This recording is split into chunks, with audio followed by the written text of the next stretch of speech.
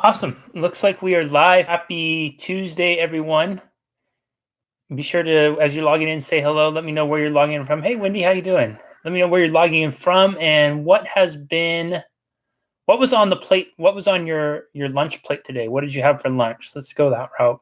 A couple quick updates before we dive in. I have a schedule conflict with doing this tomorrow afternoon, so I may hop on here early in the AM and do one around 6:30 in the morning Pacific time. So if you're up at that time or you're got some free time, be sure to check that out. If you're going to be in the Santa Barbara area on Wednesday, September 12th, and you need a lunchtime activity to do, Hospice of Santa Barbara is having their annual fundraiser at the Coral Casino, which is just is adjunct to the Biltmore. And I will be doing the keynote there for that. So if you'd like to come and be a part of a really great organization, help raise some money for a good cause, and hear me blabber from the stage, that's going to be on Wednesday, September 12th, and I think it's at 11 or 11:30 a.m., something like that. And let's see what else we have for updates. I think that's basically it for tomorrow. So if you're just now logging in, be sure to say hello. Let me know what you had for lunch. We'll go with the lunch route today. Huge thanks to those of you who have been liking these, commenting on these, sharing them. I really appreciate it. It helps get the word out, helps Facebook send this out to more people. I have a really, really quick message I wanted to share with you all today, and I want to be respectful of your time as always. I won't keep you too long. But this is the gist of it.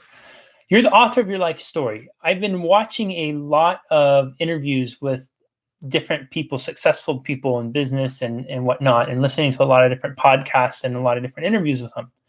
And what's been remarkable every time with these folks is that almost nearly every single one of them, and I say almost nearly every single one because one, I messed up my sentence structure there, but two, and more specifically, is because I may have missed one of them, so I don't want to say all of them, but nearly all of them have this rags to riches type story that they tell. They start off and they talk about the challenges they encountered as young kids, the adversity they endured, growing up in abusive households where the parents were drinking a lot, growing up and dealing with bullying, sexual abuse, all sorts of horrible and challenging things that many of us have encountered. They talk about not being the smartest or the most gifted or the most athletic or the prettiest or the best looking or anything like that. They talk about how people would finger point and tell them they were stupid, they were dumb, that they would never amount to anything. They dealt with so many of the same challenges, obstacles, and whatnot that many of us face. But yet here they were on this stage being interviewed, and they all told the same story of success, how they had overcome, persevered, and made a great organization, great company, whatever their contribution was or currently is to the world. And it reminded me of that very important fact that you are the author of your life story, meaning that you have a hand in how the story goes. And if it's not going in a way you want, you have the ability to change it, to write a new chapter. Now, this isn't to say that, oh, well, I can't go back and change what happens. And I'll be the first to acknowledge that there's some really screwed up, messed up stuff that happens to some of us. Yes, you cannot go back and rewrite what happened, but what you can do is rewrite your meaning about what happened. And you can write a story starting today that says, from this point forward, this is how the path is going to go. This is what my narrative is going to be. And no longer will it be this, but from this point forward, it's going to be this. See, the author is the ultimate power position in the telling of the story, because they can erase things, they can cross things out, they can change things. So if you're in a position right now where you're not making as much money as you want, don't bitch, moan, and complain about not making as much money as you want. Write a new chapter about that, and the chapter is called "The Time I Stepped Up and Started Earning More Income." If you have gone through a horrible, life-altering situation, you lost a loved one, you went through a traumatic end of a relationship, do not keep going and having your story be, life isn't fair, this person was taken from me, I was robbed of this, I got screwed out of this, all those types of things. Yes, did that happen? And my heart goes out to you. But that does not have to be your narrative any longer. If it's not working for you, if it's not producing happiness, joy, fulfillment, and purpose in life, guess what? It's time to write a new chapter. The people who we look up to, who succeed on levels that we say, when we're sitting and watching from the sidelines, we'd love to label them as lucky or whatever it is. Nothing can be further from the truth. The luck that may have been involved came because they arrived at the road where preparation met luck and the intersection was there, and they had done all the work to get to that intersection to be able to intersect with luck. See, most people will never do the preparation, so when luck goes by, they're all the way back here, and they're watching luck go by and saying, gosh, I wish I was lucky. Lucky doesn't just happen like that. Even to win a lotto, you still have to go buy a lotto ticket. Life is always going to be what you make of it. And it does, and this isn't to say that you're not going to have to work hard, put in a lot of sweat, blood, and tears maybe to achieve what you want. But the thing is this, you can do it, and you don't need to take my word for it. You can take the word of virtually any successful person out there who you look up to and aspire to make the impact or earn the income that they are, because their story as starting out is so similar as yours. They dealt with rejection. They were bullied. They were beat down. They dealt with alcohol. They dealt with drug abuse. They dealt with broken families. They dealt with those things.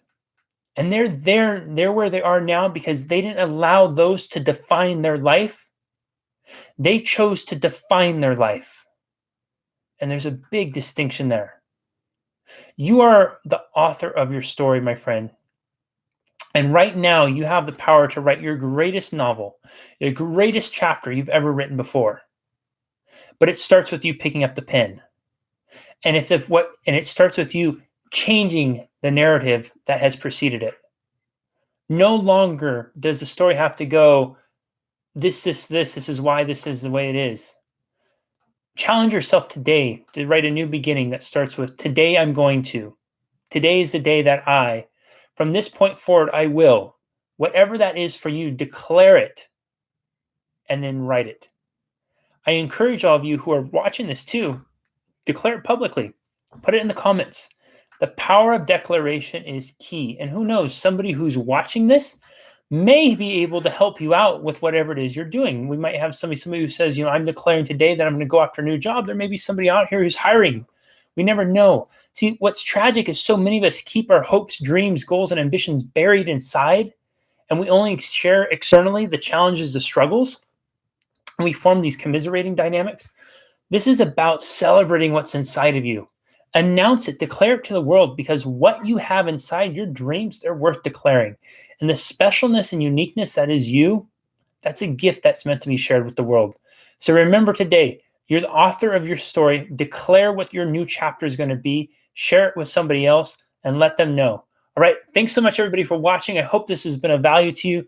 Sending lots of love your way. And again, as a reminder, we'll probably be jumping on earlier tomorrow than normal. So 6 a.m. Pacific if you're around. And if you're in Santa Barbara, September 12th, I'll be keynoting the Hospice of Santa Barbara event at the Coral Casino, which is just near the Biltmore. If you're free and would like to come to a luncheon and hear me speak live, that is totally available to you. I'd love to see some of you there. All right.